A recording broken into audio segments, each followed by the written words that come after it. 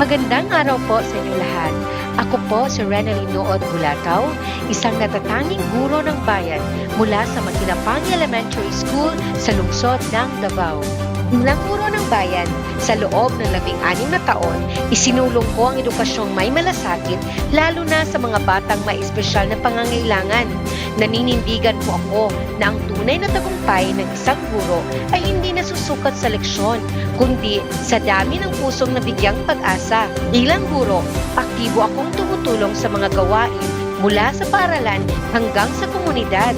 Sa ikatlong taon ko bilang special needs education teacher, napatunayan ko na ang bawat batang may espesyal na pangangailangan ay may talino at galing kung bibigyan lamang sila ng sapat na atensyon, pag-unawa at pagmamahal.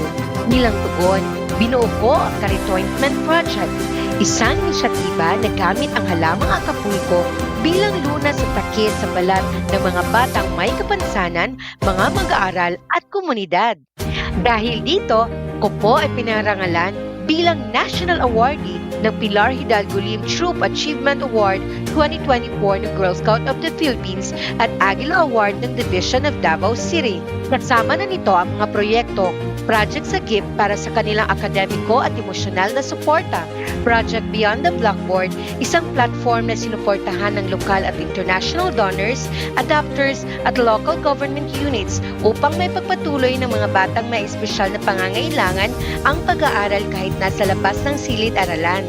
Project Smile Care, katuwang ko ang kaibigan kong si Dr. Diana Solidor Gonzalez sa libreng dental services para sa mga batang nangangailangan. Naging daan ng tiwala at suporta ng aking mga nominators na sina Dr. Melinda A. Roma, Supervisor, Sir Vincent C. Libras, Principal, Mama Marilyn Camarillo, former Principal, aking mga kasamahan sa paaralan at ang Barangay Matinapanghi Council at higit sa lahat sa aking pamilya na nagsilbing lakas sa bawat hamon at tagumpay. Ginagawa ko ang lahat ng ito upang ipakita sa buong mundo na ang mga batang may espesyal na pangangailangan ay dapat yakapin, paglingkuran at bigyang boses.